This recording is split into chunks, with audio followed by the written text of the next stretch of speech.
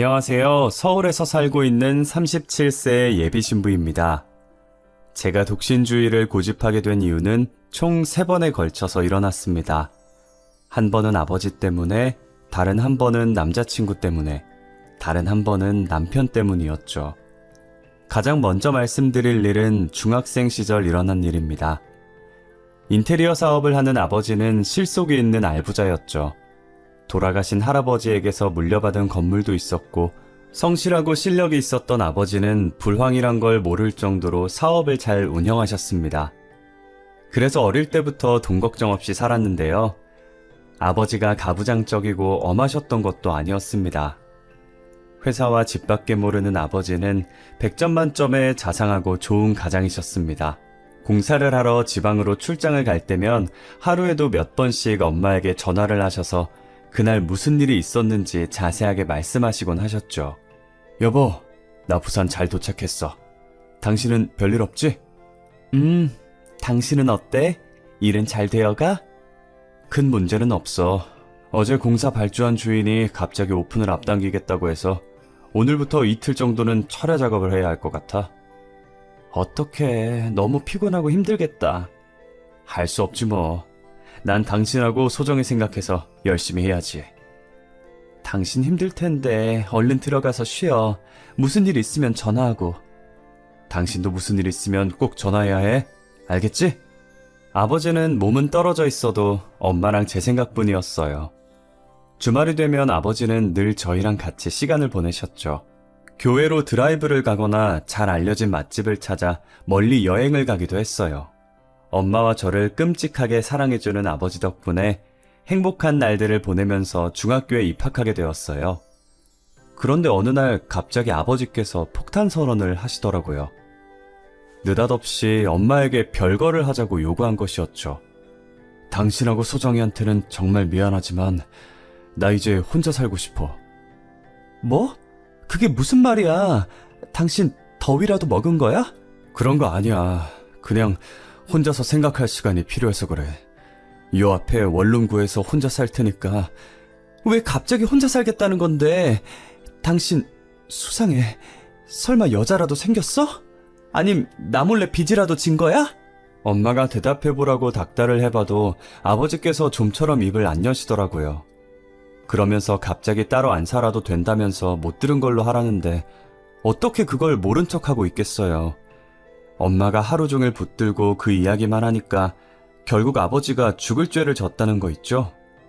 내가 죽을 죄를 졌어. 술에 취해서 나도 모르게 실수를 해서. 뭐? 실수? 설마 당신 진짜로 여자 생긴 거야? 내가 술에 너무 취했나 봐. 기억이 안 나는데 깨어보니까 어떤 여자랑 같이 있더라고. 딱 하룻밤 잔 건데 애가 생겼다길래. 뭐? 딴 여자랑 잤다고? 당신 지금 제정신이야? 저도 아버지 말이 믿기지 않았어요. 아버지가 하는 말이 모두 꿈같이 느껴져서 멍하니 아버지와 엄마만 쳐다봤던 것 같아요. 엄마는 한참 동안 생각하더니 이제야 깨달았다는 듯이 그 질문을 꺼내더라고요. 왜 지우라고 안 했어? 그 여자가 협박이라도 한 거야? 아버지가 고개를 푹 숙인 채 아무 말도 못 하셨어요. 그동안 제가 알고 있었던 아버지의 모습은 모두 다 거짓이었나 봐요. 갑자기 배신감이 느껴져서 아버지가 정말 다르게 보이더라고요. 엄마는 저보다 더 실망하셨는지 눈물을 흘리면서 소리를 지르고 계셨어요. 당신 진짜 뻔뻔하다. 그걸 속이고 따로 나가 살겠다고 한 거야? 당신 그런 사람 아니잖아. 나 속이려고 작정하는 사람도 아니면서 왜 그래? 그 여자가 시켰어? 도대체 어떤 여자길래 그래? 응? 말해봤자 해결되는 게 있나. 그냥 내가 죽일 놈이지. 엄마가 아버지 바짓가랑이를 붙들고 놔주지를 않으니까 그제야 내연녀에 대해 술술 불더라고요. 아버지는 6개월 전에 미용실 인테리어 공사를 하다가 미용실 여사장과 눈이 맞은 거였어요. 내연녀는 2년 전에 남편이 교통사고를 당해 세상을 떠난 뒤 딸이랑 단둘이 살고 있다고 했어요. 아버지와는 친구 사이니까 괜찮다는 핑계를 대면서 같이 차 마시고 술도 마시면서 비밀 연애를 하고 있었습니다. 하지만 여사장에게 덜컥 애가 생기는 바람에 어쩔 수 없이 이혼을 택한 거라고 말이에요. 자기한테 안 오면 온 동네에 소문내겠다고 협박하는데 어떡해. 당신한테도 이혼당하고 회사 평판 나빠져서 이제 벌이도 없어질 텐데. 참 잘하는 짓이다. 말만 번지르하게 잘하는 거 알고 있었는데 딴 여자랑 붙어먹는 줄은 몰랐네. 참 어이가 없어서. 미안해 여보. 미안해? 미안하면 바람핀 게 없어져? 그 여자 애밴 게 사라지냐고. 엄마가 손에 잡히는 대로 아버지에게 물건을 던지셨어요. 머리채도 잡고 멱살도 잡으면서 모진 말로 아버지를 쏘아붙이셨지만 차마 이혼하자는 말은 못하셨어요. 제가 마음에 걸리셨는지 저를 보며 울먹거리다가 말씀하시더라고요. 이번만 봐줄게. 그 여자 다 정리하고 돌아와. 그럼 없는 일인 척 지내줄 테니까 어떻게든 해결하고 오라고. 여보, 정말 고마워. 내가 잘 말하고 올게. 저는 진짜 아버지가 그 여자를 정리하고 돌아올 줄 알았어요. 그런데 며칠이 지나도 몇 주가 지나도 아버지가 돌아올 생각을 안 하더라고요. 엄마도 아버지가 어디에 있는지 몰라 전화도 해보고 수소문도 해봤지만 찾을 수 없었어요. 엄마가 미친 사람처럼 동네를 뒤지고 다닌다는 걸 내연녀도 알고 있었는지 제 발로 집에 찾아왔더라고요. 태승씨 와이프 되시죠? 네. 누구시죠? 저 태승씨 애인 되는 사람이에요. 애인이요? 정말 뻔뻔하게 짝이 없더군요. 엄마도 놀라셨는지 현관문을 연 채 그대로 굳어버리고 말았어요. 아침 드라마에서는 옳지 너 잘 만났다. 내가 널 얼마나 찾았는지 알아? 이 불려시 같은 기집애. 이런 식으로 대사도 잘만 치던데 실제로 불륜녀를 만나니 아무 말도 못하겠더라고요. 오히려 불륜녀만 염치 없는 말을 내뱉고 있었어요. 저 때문에 멀쩡한 가정이 깨졌다는 거 알아요. 정말 면목이 없고 죄송해요. 하지만 제 뱃속에 든 애를 생각해서라도 저희 둘 새 출발할 수 있도록 이혼해주세요. 제발 이렇게 부탁드려요. 내연녀가 무릎을 꿇고 눈물까지 흘리는데 도대체 누가 피해자인지 모르겠더라고요. 가정이 파탄난 사람은 우리인데 내연녀가 서럽게 우는 바람에 이웃들까지 오해를 하는 것 같았어요. 옆집에서 빼꼼 문을 열어보더니 저희랑 눈이 마주치자마자 곧바로 문을 닫아버렸어요. 됐으니까 가세요. 가정 파탄 내놓고 동네에 이상한 소문까지 내려고 하지 마시고 가시라고요. 엄마가 억지로 내연녀를 내보냈지만 소용없었어요. 그 내연녀가 집 앞은 물론 제 학교까지 찾아와서 눈물을 흘리는데 정말 난감하더라고요. 내연녀가 찾아오자 겨우 중학생이었던 저는 정상적인 학교 생활을 하기가 힘들어졌습니다. 이미 이혼을 했다. 우리 아버지에게 여자가 여러 명 있다더라. 선생님하고도 그렇고 그런 사이라더라 등등 엉뚱한 소문이 돌자 친구들도 절 멀리하더라고요. 겨우 중학생이었던 제가 뭘 할 수 있겠어요. 참다 못한 저는 어머니에게 내연녀가 찾아온다는 말을 꺼낼 수밖에 없었죠. 뭐? 그 여자가 찾아왔다고? 아이고, 우리 딸 얼마나 힘들었을까. 그 여자가 학교에까지 찾아와서 뭐라고 짓거린 거야? 내가 그 여자 아작을 내야겠어. 엄마가 충격을 받아 소리치는데 저는 눈물만 나오더라고요. 그동안 쌓인 억울함이 터져서 그 여자 때문에 왕따를 당하고 있다는 말만 몇 번이나 토해냈던 것 같아요. 엄마도 그 말을 듣고 울컥하셨는지 이혼 이야기를 꺼내시더군요. 그래, 이혼하자. 뭐가 좋다고 그런 양반을 붙잡고 있어? 아버지랑 이혼할 테니까 걱정하지 마. 깔끔하게 정리하고 전학도 가자, 응? 결국 엄마는 아버지와 이혼 서류에 도장을 찍고 저는 다른 학교로 전학을 가게 되었어요. 전에 다니던 곳은 걸어서 5분 거리였지만 전학을 가게 된 곳은 차를 타고 20분 넘게 걸리는 거리였어요. 학교를 옮긴 뒤 친구도 여럿 사귀었고 잘 적응했어요. 아버지에게 우리 몫의 재산도 넘겨받고 양육비도 받게 되었지만 한 가지 문제가 남아 있었어요. 저희들이 살던 아파트는 아버지 명의로 되어 있었거든요. 그러니 저희 모녀는 집에서 나가야 했죠. 그러면 아버지가 재혼녀를 아파트로 데리고 와서 재혼 생활을 시작할 계획이었어요. 아버지는 저희들에게 나가달라는 말을 차마 하지 못하고 망설이고 있었는데 엄마가 먼저 입을 열었어요. 여기가 당신 집이기도 하고 소정이 전학도 갔으니까 우리가 나갈게. 부동산에 적당한 집을 전세로 알아봐달라고 말해놨어. 일주일만 시간을 줘. 그럼 물론이지. 정말 미안해. 약속한 일주일 뒤에 엄마와 저는 다른 아파트를 구해서 이사를 했고 아버지와의 인연은 그것으로 모두 끝나고 말았습니다. 그때부터 저는 결혼 같은 건 하지 않고 혼자 살겠다고 마음을 먹었고 엄마도 그런 저를 이해해 주었어요.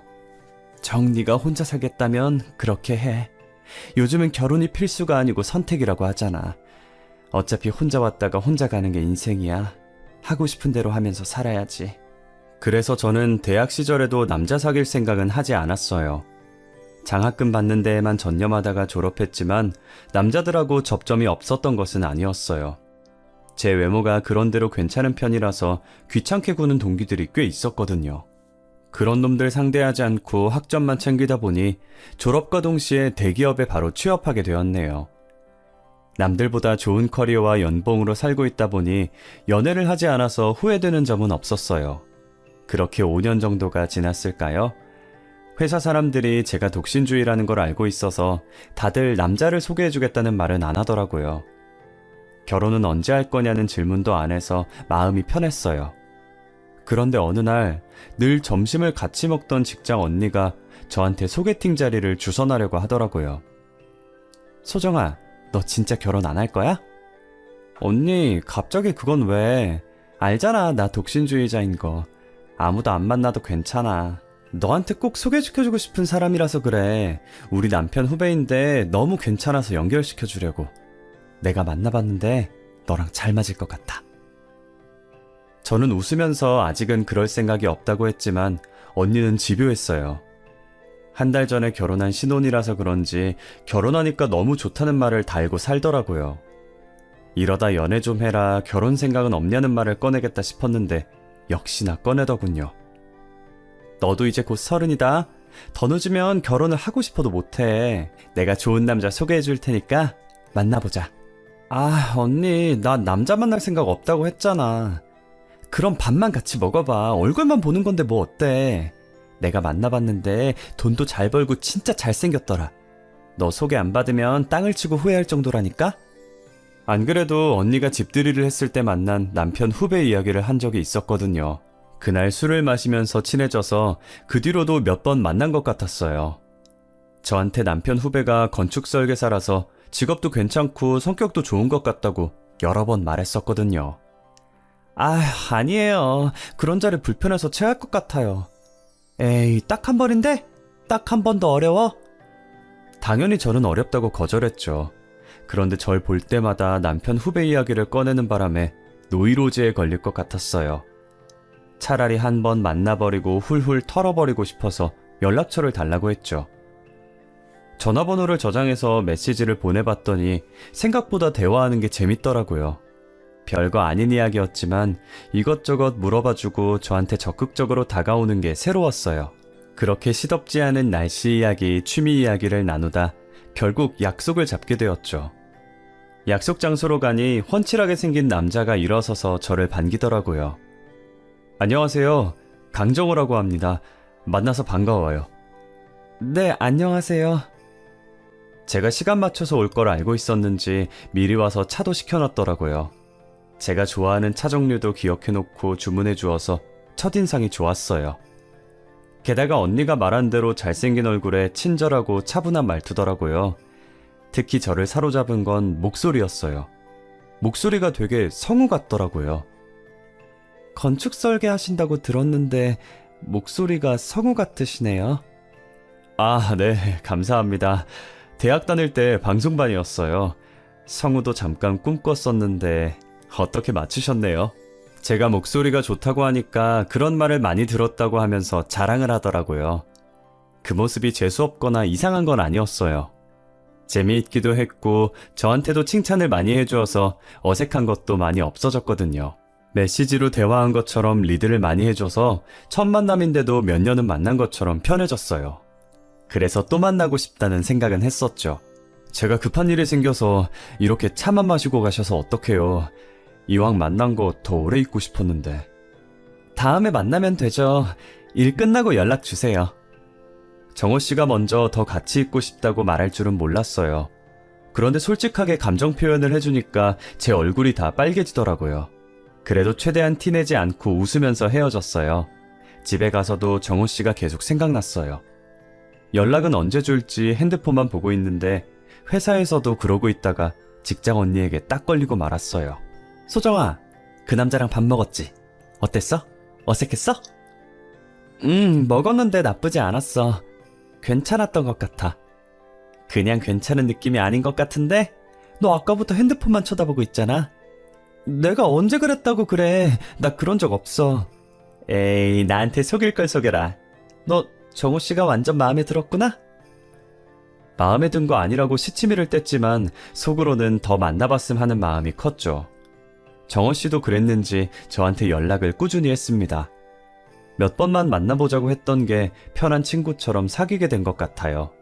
그런데 자연스럽게 사귀게 된 게 참 문제인 게 만난 지 6개월이 지나도 애매하다는 생각이 들더라고요. 정식으로 사귀자는 말을 하는 것도 웃기고 우리 사귀는 거 맞지? 묻는 것도 웃겨서 그냥 얼렁뚱땅 데이트만 계속하게 되었어요. 그런데 한편으론 오히려 다행이라는 생각도 들었죠. 아직까진 사귀는 거나 결혼을 전제로 만나는 거는 부담스러웠거든요. 결혼 생각을 할 때마다 아버지가 떠올라서 정호랑은 친구처럼 만나서 밥이나 커피를 먹고 이런저런 이야기를 하는 게 딱 좋았어요. 시간이 흘러서 어느덧 3년이 지나자 제 마음도 달라지기 시작하더라고요. 이제 제 나이도 33이어서 어정쩡한 관계를 계속할 수 없다는 생각이 들었어요. 그래서 저도 정호에게 결혼 이야기를 꺼내려고 했죠. 흘리듯이 우리 결혼은 안 할 거야? 라고 말하려고 했는데 막상 만나니까 너무 긴장되더라고요. 평소처럼 맛집을 찾아가 밥을 먹는데 생각했던 말을 꺼낼 수가 없었어요. 그런데 정우가 먼저 나서서 무언가를 건네주더라고요. 소정아, 너한테 줄 게 있어. 정우가 건넨 걸 보니까 청첩장이었어요. 정말 어이가 없었죠. 어떻게 3년 사귄 여자친구한테 이걸 줄 수 있지? 싶어서 머릿속이 새하얘졌던 것 같아요. 제가 충격을 받아서 입만 뻐끔거리고 있으니까 아무렇지 않게 축하해달라는 말을 하더라고요. 나 곧 결혼해. 꼭 와서 축하해줘. 지금 나보고 축하해달라고? 우리 사귀는 사이잖아. 3일도 아니고 3년을 만났어. 그런데 어떻게 네 결혼식에 와달라는 말을 할 수 있어? 제가 정신 나간 것처럼 소리 지르니까 당황스러운 표정으로 저를 보고 있더라고요. 아니, 난 그냥 편한 친구라고 생각했어. 미안해. 뭐? 그럼 우리 둘이 잔 건 뭔데? 그 3년이란 시간 동안 우린 그저 친구였어? 그건 서로 좋으니까 같이 즐긴 거라고 생각했는데 넌 그게 아니었어? 뭘 같이 즐겨? 이제 보니 나를 가지고 놀았던 거네. 너 진짜 쓰레기구나. 아니, 그럼 사귀는 사이에 밥만 먹고 모텔 가고 그래? 너도 아무 말 없이 따라오니까 즐기자는 소린 줄 알았지. 뚫린 입이라고 막말하네. 너 지금 민지 언니 때문에 그러지? 그 언니 남편이랑 같이 일하고 있어서 이러는 거잖아. 제 말이 맞는 모양이었어요. 전국을 찔렸는지 갑자기 아무 말도 못하고 꿀먹은 벙어리가 되어버리더라고요. 말도 안 되는 핑계를 왜 댈까 생각해봤는데 아무래도 정우를 소개시켜준 언니 때문 같았어요. 그거 아니면 이렇게 바보 같은 짓을 할 리가 없었거든요. 민지 언니의 남편이랑 건축 설계 관련 회사를 차린 걸로 알고 있었거든요. 너 설마 나 몰래 딴 여자랑 잤다가 애 생겨서 이래? 괜히 나랑 헤어졌다가 너 소개시켜준 언니랑 그 언니 남편이 결혼식에 찾아올까봐 이러는 거지? 네 사업 망할까봐? 그럼 언니한테는 그냥 파트너였다고 말하려고? 미안해. 어떻게 말해야 할까 고민하다가 나도 모르게. 그런다고 나한테 그런 말을 해?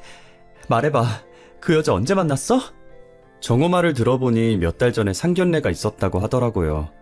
그놈의 사업이 뭔지 투자한 돈을 다 날릴까봐 저를 계속 만나왔던 겁니다.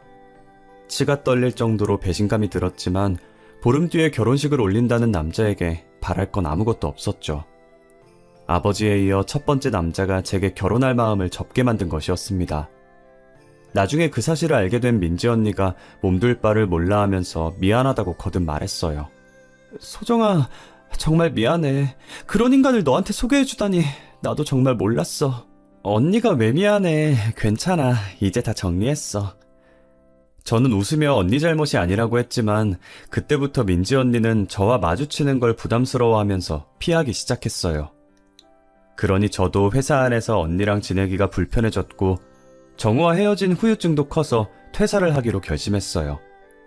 쉬지 않고 몇 년간 한 회사만 다녔으니 쉴 때가 왔다는 생각도 들었거든요.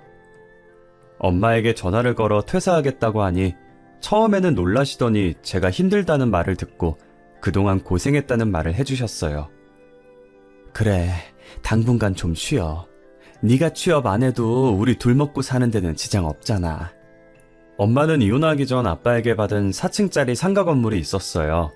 아빠가 저와 엄마를 버린 대가로 증여해준 건물이었죠. 엄마는 건물에 임대료 수입도 있으니 저보고 아무 걱정 말고 쉬라고 했어요. 백수가 된 저는 홀가분한 마음으로 여행도 다니고 대낮에 한가롭게 백화점을 다니면서 쇼핑도 했죠. 그렇게 몇 달이 지나니까 엄마가 제게 카페를 한번 해보자고 하더라고요. 갑자기 카페? 카페는 왜 하려고 하는데? 건물 1층에 있던 편의점이 결국 폐업하고 나간다네? 저희 건물 1층에 편의점이 있었는데 근처에 편의점이 3개나 더 생기더니 결국 폐업을 결정한 것 같더군요. 편의점이 많이 생기기 전까지 장사가 잘 됐으니 도전해보자고 저를 부추겼어요. 다른 세입자 구하지 말고 프랜차이즈로 카페 해보게. 엄마가 도와줄게. 내가 보기에 잘 될 것 같아. 저도 몇 달을 놀고 먹으니 몸이 근질근질하던 참이라 별 생각 없이 엄마 말을 따르기로 했어요. 사실 돈을 번다기보다는 그저 소일거리로 카페를 차렸던 거였어요. 요즘 프랜차이즈는 본사에서 다 지원해주기 때문에 장비 사용에 대한 간단한 교육만 받으면 되니까요. 오랜만에 이것저것 배우게 되니까 기분 전환이 되는 것 같았어요. 교육 담당자 분께서도 친절하게 잘 가르쳐 주셨고요. 카페 운영은 처음이시죠? 저희는 다른 프랜차이즈하고는 다릅니다. 사장님이 일에 익숙해지실 때까지 본사에서 전문 바리스타를 파견해 드릴 거예요. 물론 인건비는 사장님이 지불하셔야 합니다. 제가 창업한 프랜차이즈는 초보자인 저를 위해서 전문 바리스타를 3개월 동안 파견해 준다고 하더군요. 바리스타가 오면 저랑 같이 일하면서 장비 사용과 각종 음료 만드는 법을 익히도록 도와준다고 들었어요. 실제로 직접 와서 가르쳐 주니까 일도 금방 배우고 노하우도 금방 깨치더라고요. 그렇게 1년 정도가 지나니까 카페 일도 완전히 손에 익었고 손님도 어느 정도 오는 것 같았어요. 그러던 어느 날 단골 손님이 저한테 말을 걸어오더군요. 이것저것 자기 자랑만 하는 바람에 대충 듣는 척만 했는데 이 근처에서 무역업 사무실을 하고 있다고 하더라고요. 그러면서 자기는 명품만 입는다면서 옷이랑 시계를 보여줬어요. 사업을 하는 남자는 옷차림에 신경을 써야 됩니다. 후줄근하게 걸치고 다니면 제대로 대접을 못 받는 법이거든요. 자기는 사치를 부리려고 명품을 입는 게 아니라 비즈니스적인 목적 때문이라고 했어요. 그래서 타고 다니는 차도 고급 외제차라고 하더라고요. 처음에는 허구한 날 돈 자랑만 해서 뭐 저런 사람이 있나 했는데 일주일에 서너 번씩 카페에 들리니까 익숙해지더군요. 딱 봐도 저한테 어필하려고 그러는 것 같았거든요. 일부러 찾아와서 자기가 얼마나 멋지게 일을 처리했고 어떤 사람들이 자기를 찾아주는지 이야기하는데 그 모습이 우습다가도 귀엽게 느껴졌어요. 왜 이렇게 자주 오냐고 물어보니까 제가 만든 커피가 자기 입맛에 딱 맞아서 그렇대요.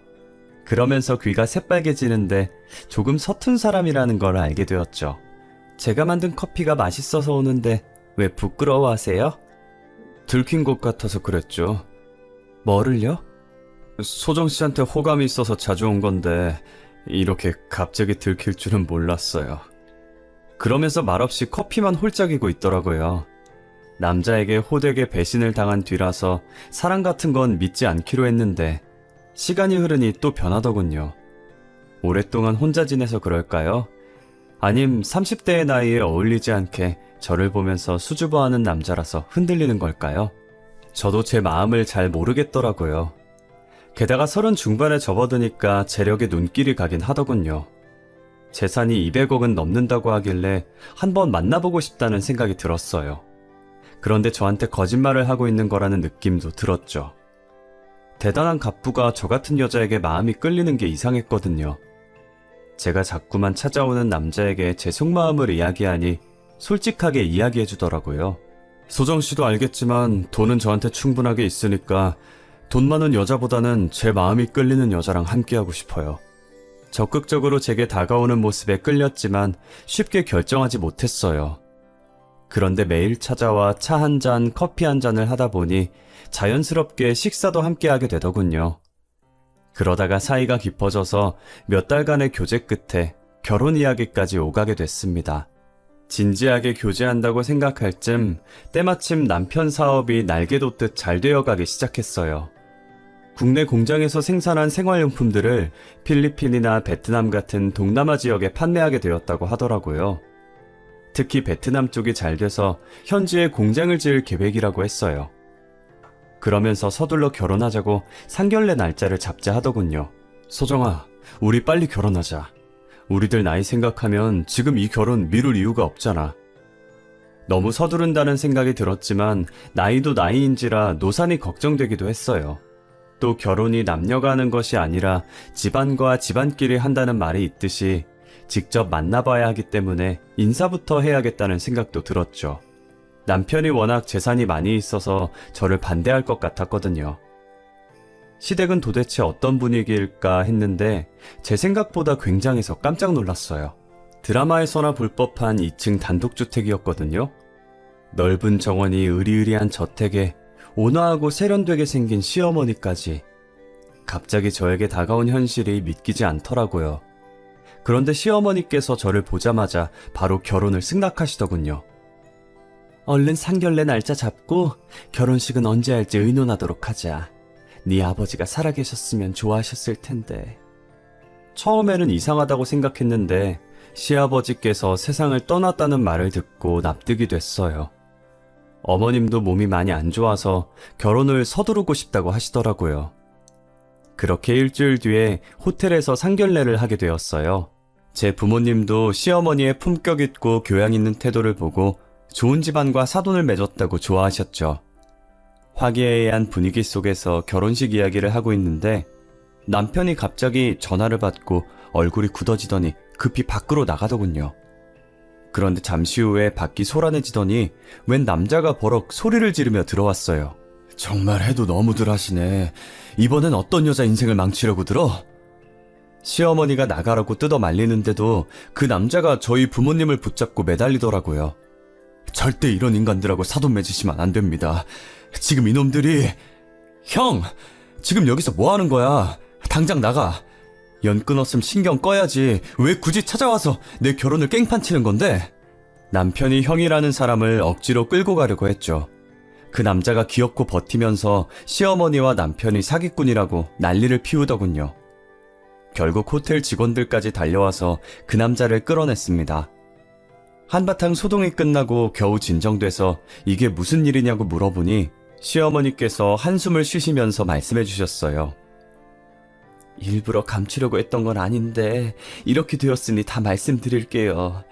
방금 들어와서 깽판 친 놈은 전처가 낳은 아들이에요. 시아버지가 전처와 이혼하고 시어머니와 재혼을 해서 남편을 낳았다고 해요.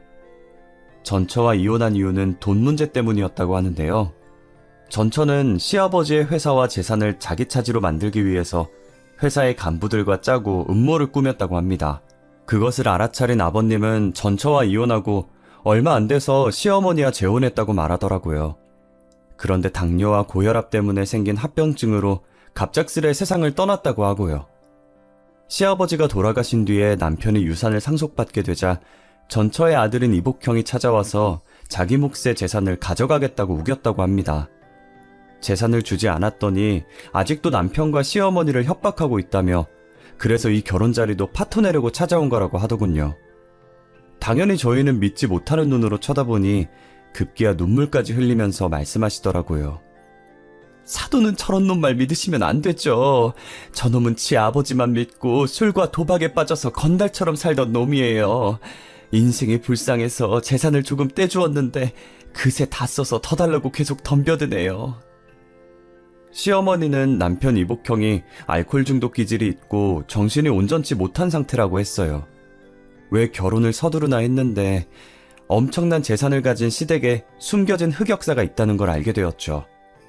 상견례 자리가 끝나자 남편이 울면서 이복형에게 당한 수모를 말하더군요. 자기가 만난 여자들한테 찾아가 헤어지게 만들고 헤어지지 않으면 협박까지 했다고 하더군요. 그것 때문에 정신과도 다니게 됐다면서 복용하던 약도 보여주길래 믿을 수밖에 없었죠. 물론 저희 엄마는 조금만 더 생각해보자고 하셨지만 남편이 너무나 불안해했어요. 틈만 나면 자기를 버릴 거냐, 이복형이 찾아온 건 아니냐, 저 없이는 못 산다고 매달리니까 안쓰럽더라고요. 게다가 제 눈치를 보면서 제가 좋아하는 건 다 하려고 하고 다정한 눈빛으로 봐주니까 남편을 놔줄 수가 없었어요. 헤어지기는 싫고 결혼은 고민되고 제가 애매하게 구니까 남편이 그럼 동거만 하자고 하더라고요. 그런데 결혼을 약속한 사이였는데 동거만 하게 되나요? 동거하다 보니 결혼한 거나 다름없다는 생각이 들더군요. 남편도 그렇게 생각했는지 갑자기 제게 결혼 이야기를 꺼냈어요. 나랑 같이 살아보니까 어때? 힘든 건 없어? 응? 당연히 좋지. 뭐가 힘들겠어. 당신이 집안일 다 하려고 하고 요리도 거의 다 해주잖아. 그러면 이제 결혼하는 건 어때? 사람들이 와이프냐고 물어볼 때마다 기분이 좀 그러네. 당당하게 내 와이프라고 말하고 싶은데. 남편이 저를 위해 정말 노력하고 있다는 생각이 들었죠. 제가 힘들까봐 집안일을 더 많이 하려고 하고 피곤해도 저랑 이야기하려는 게 느껴졌으니까요. 게다가 제 마음이 열릴 때까지 기다려줘서 혼인신고를 먼저 하기로 했어요. 남편이 저를 놓치기 싫다 워낙 떼를 쓰니 저희 부모님 허락을 받는 대로 결혼식을 올리려고 했죠. 그런데 혼인신고를 끝내고 일주일 정도 지나니 남편은 여러 가지 이유를 대면서 제게 돈을 요구하기 시작했습니다. 여보, 혹시 2억 정도만 구해줄 수 있어? 아니, 갑자기 무슨 2억을 달라고? 그렇게 큰 돈이 왜 필요한 건데? 베트남 거래처에서 대금을 결제해주지 않아서 지금 쓸 자금이 전부 막혀버렸어. 남편이 베트남 거래처의 자금 사정이 안 좋아져서 한 달 뒤에나 해결이 된다고 하더라고요. 이러다가 큰일 날 것 같다고 저를 달달 볶는 바람에 말할 곳이 없어서 친정엄마한테만 슬쩍 말해봤죠. 물론 결혼을 반대할까봐 운영하던 카페 2호점을 만들고 싶다는 핑계를 대며 2억을 빌렸어요. 그런데 남편은 얼마 뒤에도 똑같은 이유로 제게 돈을 가지고 오라고 하더군요. 2억 빌린 지 며칠 되지도 않았는데 왜 그러냐고 따지니까 한 달 뒤면 돌려줄 수 있다고 큰 소리를 치더라고요. 그때 의심하는 거였는데 바보같이 남편에게 속고 말았습니다. 한 달 뒤에 친정에서 빌린 돈은 언제 줄 거냐고 물으니까 남편이 황당하다는 눈빛을 보냈어요. 그 돈은 장모님이 준 거 아니었어? 남편이 친정에서 그냥 준 돈인 줄 알았다고 엉뚱한 소리를 하더라고요. 전 어이가 없었지만 남편이 돌려줘야 하는 줄 몰랐다고 발뺌을 하니 시어머니에게 전화를 했어요. 으리으리한 저택에 사는 시댁이라면 2억을 200만 원처럼 생각하고 돌려줄 줄 알았거든요. 그런데 시어머니께서 이상한 제안을 하셨어요. 내가 널 딸처럼 생각해서 하는 말이니까 오해하지 말고 들어라. 내가 돈이 좀 필요해서 말인데. 제가 2억 이야기를 꺼내기도 전에 오히려 돈을 달라고 요구하시더라고요. 시어머니는 결혼식을 올린 정식 부부는 아니지만 이젠 한 식구나 마찬가지라고 생각한다면서 남편에게는 비밀로 하고 용돈을 달라고 하셨어요. 저는 어이가 없었지만 최대한 예의 바르게 말하려고 노력했죠. 왜 갑자기 돈이 필요하세요? 무슨 일이 있으시길래? 내가 몸이 안 좋아서 그래. 수술도 해야 하는데 수술 후에는 재활도 받아야 하고 한 500 정도면 될 것 같네. 네? 500이라고요? 정수한테 말해봤는데 걔가 요즘 힘든 것 같더라고. 내 연락을 피하는데 몸이 너무 아파서 살 수가 있어야지. 며느리가 쉬는 것도 아니고 카페 일하는데 도움 좀 받아보려고 이렇게 연락해봤다. 조금이라도 어렵니? 시어머니가 오히려 돈을 달라고 해서 놀랐지만 몸이 아프다는데 어쩌겠어요. 수술 날짜가 잡혀버렸다고 몇 번이나 전화를 하셔서 어쩔 수 없이 보내드렸습니다. 그런데 그 뒤로 연락을 했는데 전화를 안 받으시더라고요. 문자로 수술 날짜를 물어봤더니 사돈을 다시 봐야 한다는 둥, 결혼식 날짜를 받아야 한다는 둥 이상한 말을 자꾸 꺼내면서 제 질문에 답을 해주지 않았어요. 얼렁뚱땅 수술 날짜 이야기만 쏙 빼서 어디를 수술했는지도 들을 수 없었죠. 하지만 시어머니가 원래 몸이 안 좋다는 소리를 들어서 그런지 수술을 했다는 사실을 의심하지 않았어요. 하지만 어머님께서 어떻게 저희 엄마를 설득했는지 엄마가 갑자기 먼저 결혼식 이야기를 꺼내더라고요. 요즘 뭐해? 우리 사위는 잘 지내고 있니? 슬슬 결혼식 날짜 잡아야지. 결혼식? 며칠 전까진 조금만 생각해보라고 했잖아. 사돈이 너무 지극정성으로 연락하고 매일 보러 오는데 어떡하니. 명품이니 뭐니 좋은 거 사주고 비싼 밥만 얻어먹는데 내 눈치를 엄청 보더라. 우리 아들이 너무 좋아해서 결혼시켰으면 좋겠다고. 그런 말 듣고 있는데 내가 괜한 오해를 한 것 같더라고. 성치 않는 몸으로 저랑 남편을 결혼시키려고 온갖 고생을 다 하신 것 같더라고요. 시어머니를 당장 만나서 제대로 물어보려고 했지만 엄마가 저를 말렸어요. 행여나 사돈한테 내가 말했다고 하지 마라. 제발 말하지 말아달라고 사정하더라고. 아들 자존심 상할까봐 그러는 거겠지. 엄마가 이렇게 말하는데 어떻게 아는 척할 수 있겠어요. 좋은 시댁을 만났다고 애써 생각하며 결혼식 날을 정했습니다. 정신없이 남편과 같이 결혼식 준비를 하는데 정말 시간이 빨리 가더군요. 그동안 몇 번이나 시어머니께 연락을 해봤어요. 그런데 이제는 문자도 안 보시고 도통 연락이 안 되시더라고요. 남편한테 말하니까 몸이 안 좋으셔서 그런 것 같다고 말했습니다. 결국 어떻게든 만나뵈려던 시어머니는 결혼식장에서 겨우 볼 수 있었습니다. 수술을 한 몸치고는 생각보다 멀쩡한 모습으로 신부대기실로 들어와 축하를 해주시더라고요. 그래서 깜짝 놀라 드레스가 밟히는지도 모르고 자리에서 일어섰죠. 어머님, 몸은 괜찮으세요? 수술 날짜 이야기해 주신다면서 그 뒤로 연락이 안 돼서 걱정했어요. 얼굴도 예쁜데 이렇게 성격까지 좋을까? 수술은 잘 됐으니까 신경 쓰지 말아라. 이제 내 건강은 내가 챙길게. 아, 네 어머님 감사해요. 앞으로 아프시면 저 꼭 불러주세요. 아휴, 안 그래도 된다니까. 나는 하객들 맞아야 하니 나가 있으마. 걱정하던 시어머니를 뵈니까 긴장이 좀 풀리더라고요. 갑자기 화장실에 가고 싶어져서 들러리의 도움을 받아서 일을 보러 갔죠. 비어있는 칸으로 들어가 조심조심 드레스를 들어올리려는데 옆 칸에서 익숙한 목소리가 들려왔어요. 사장님, 저예요. 네, 카페를 담보로 하면 1억은 대출이 되는 거죠? 네, 제 며느리 카페예요. 서류는 전부 준비했고 오늘 괌으로 출발하면 내일 시작할 거예요.